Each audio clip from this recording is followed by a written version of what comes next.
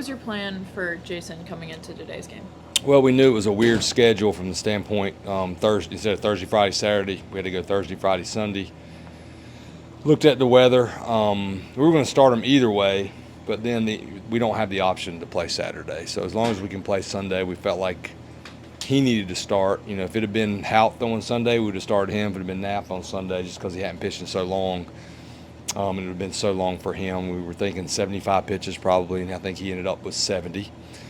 So I thought he was outstanding. And Jason doesn't do well with going too long without pitching. Some kids can handle, like Knapp needed a little bit of that rest because of his surgery, but Jason needed to pitch today. I wouldn't be surprised if his velo was even up more on Sunday, so that was the plan. What's been the big difference between, since the Duke game didn't go very well, but Yeah. the starts since then have gone much better? What's been the difference for him? Number one is him. He's just steady. He doesn't let one or two outings affect his confidence. You know, and Coach Fox asked me when I was a player, does your confidence waver with performance? And I had to think about that as a player. It's like, yeah, you know, it does, but he told me I want to get you better at that, because if you work, you should keep your confidence, because you're going to be a human being and have some bad outings. So he works. He's always confident. And then Coach Gaines and Coach Howell mechanically made a couple adjustments with him. That's where our pitching area has been so valuable. You know, it's one thing to have the data, but if you can't apply the data, it doesn't matter. But through support and generosity, we were able to build that pitching facility. And those two worked together and just found a little mechanical thing that helped him out and get more in direction and helped all of his pitches and hold his stuff better. You weren't worried about the pitch count with 4 days rest in between? No. If anything, I think 6 days is too much. I would like everybody to pitch all 4. That's the challenge in college baseball, is trying to figure out how many bullpens. 5 would be perfect, but in my experience, 4 days is how our guys have always responded better and been sharper. So not at all. I mean, honestly, Jason could have thrown 110 and then thrown 110. That's where he is as part of the season. Had you started weekend starter in the first game after the exam break before? I probably have, yep. I'd have to go back and look, but I'm pretty sure the answer to that is I'm about 99.9% sure we have.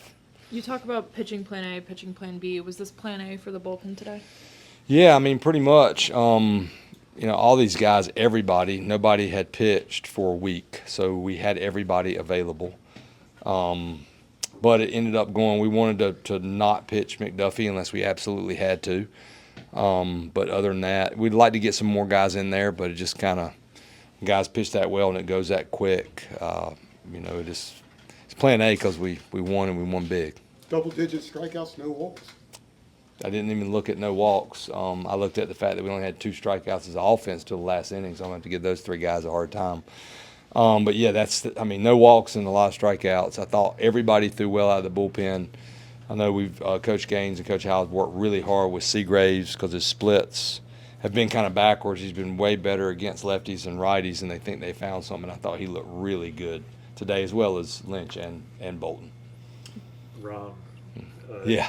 The DH has been some kind of a carousel. Is it It still has. to be matchup based, or did he sort of separate himself a little bit? I wouldn't say it'll be matchup based. At times, you know, we do go based on the matchup, but you know, I also go with what my gut is and what I see every day and where a kid's confidence level is. You know, it's a credit to Rom though, because it's not easy to handle when you played every day at junior college. You've had that type of success and put up those numbers, and then had the fall and the preseason. But he stayed with it. I told him early on it's the best thing that ever happened to you if you can handle it and move on. And what you saw is, like, there aren't many kids that can do that. I told him that was a Mac Horvath swing where you're just fooled and you just get the head out and you have so much strength. So I have a feeling he's going to get hot. Bottom of the lineup so productive tonight. Yeah. What does it say to this offense to have those 3 guys at the bottom to be able to produce like that when maybe some of the top isn't? Yeah, I mean, you got to have distribution throughout the order. You want your guys to be your guys, but it's just hitting's hard. And we had that speed down there too with Madera and French. Carter's been outstanding, played an unbelievable left field. He didn't get the bunt down, but he's gotten every other bunt down. And he's a tough kid. He didn't let it affect him, and he had, 2 hits, I think. And Carter can hit anybody's fastball, and that's what you want at the bottom. And Madera's older and can run. And then obviously our DH has been better. You know, even Angelo, when he's been in there, Lee Sowers has been in there. And so we have more options at this point than we had. Sawyer Black took BP today, which was good for him to have him hopefully available pretty soon. How does the recovery process work for a hamate injury and getting him back to take BP and then get adjusted to live pitching? It's individual. It's just a matter of when the bat speed's there. He swung today live in BP. But we'll know, the ball be jumping, the ball be going over the wall because he's got power, and we won't rush him back. Have you seen a guy be a pitch magnet like Kane is? Man, Reed Frunk, I'd like to go look at what he did in 2007. 21. He had 21. Kane passed him today. So, obviously that was back when we had you could lean in too. Like, you can't lean in now. So, I was one of those when I played. If I got 2 strikes, I wasn't a very good hitter, so I just lean in and try to get hit by a pitch. But Frunk was really good. Datris was pretty good at it. But man, that kid, boy, he freaking brings it every day. He's unbelievable. Can you speak overall about the NC State series? Obviously, the top of the Yeah. conference is so bunched. It's a huge series. Yeah, I made a mistake my first year of just saying, every game's the same, but it's not. And you learn things as a head coach. It's a rivalry series. You look at the schedule early on. If you're in a good place, you hope that both teams are good. You hope that the place is packed because that's why you come to the University of North Carolina. So I just told the guys, I'm excited for them because they put themselves in this position, and it's their time. As a coach, at this point, I'll get them ready in practice tomorrow, and I'll just sit there and watch them play, and I remind them, go after it. Be aggressive. This is why you do it, and it's going to be awesome. Thanks, Coach. Thank you. Yeah. All right, when you have a weekend off, how do you mentally adjust? How do you stay in the bullpen to just kind of get yourself ready, especially with a Tuesday and then a Sunday? We threw a sim game on Friday, and the big focus on that was trying to make it as game-like as possible. We didn't throw a ton of pitches, but just really trying to get into the same routine that we've been in for the last however many weeks. But I thought that was really helpful. And then also today, I definitely wanted to throw today when that idea was brought up. I felt like last year after the break I was a little shaky the week after, and I was pretty excited when I heard that there was a chance I could throw today. With the sim game, do you think that gives you kind of more of an opportunity to get that in-inning coaching from Coach Gaines, or do they just kind of do hands-off? He's definitely talking to us during the games, especially in the sim game. It's not just inning to inning too. Sometimes it's batter to batter, pitch to pitch out there. But yeah, it's definitely helpful with him out there. Obviously, the Duke game didn't go like you would have wanted. What's been the difference since then? You really pitched well the last few starts. I think the biggest difference is just, mentally, just give up a couple runs. You got to move past it. I felt like that game I didn't do a great job with that. Kind of got a little frustrated, which don't usually do in the middle of the game. I felt like I kind of lost myself a little bit there, so just really trying to focus mentally on just staying present and being where my feet are during the game. So that's the same pitching strategy. It's just between your ears, is what you're saying? Yes, sir. What are some mental coping mechanisms you have to use during a game when it's not going your way? In between every at bat, I try and step off, take a deep breath, and just really try to focus on where I am right there. That's really been helpful. In between innings, same thing. Just take a second in the dugout to just sit down and catch your breath and realize where you are at that moment. And I've been doing that recently, and it's been pretty helpful. What was your pitching plan today? Knowing that you were on a little bit of a shorter pitch count, was there anything in particular you were focusing on? Not really, just going after him and establishing the fastball early. For this entire pitching staff, Coach talked about it, no walks. How big is that for you guys? That's awesome. Our game plan going in, like I said, was just go after him, and I think that just shows that we executed pretty well. And pitching on 4 days rest, how do you feel about that? No big deal? I'd pitch tomorrow if you let me. So you didn't, in your back of your mind, oh, God, I got to come back and pitch Sunday? No, I did it one time last year in the beginning of the year. They went Tuesday, Sunday, and I was perfectly fine with it, so I was fine. Does it change any of your recovery during the week? Yeah, it changes, I guess the lifting schedule in between starts. I guess throwing a little bit too. Can't take a day off after a start tomorrow because I have to be ready to go Sunday. But it's not a huge difference.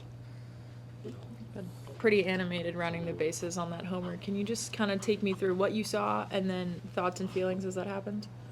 Well, 2 strikes. Right before that pitch, I said I'm going to be as short as I possibly can to this pitch. I'm not going to try to do too much. That's just God making the ball fly like that. You know, he's had my back through this. And what you see come out right there is just, you know, you go through a good preseason, starting opening day lineup, and then you have to sit down and be a good teammate. And that wasn't hard for me. You know, that was what I wanted to do. I didn't wish anything different for myself. I just wished that we would win, and that's what we've done. And he put me in the DH spot, and I was just going to play like a kid. How do you stay locked in when you don't really know exactly when you're going to get your playing time or how much? By not worrying about it. I only care about winning. I only care about cheering my guys on. I don't put too much emphasis on that at all.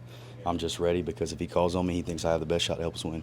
And then the bottom of the lineup, really productive tonight, hitting next to Alex and Carter. Can you just kind of take me through what that is like?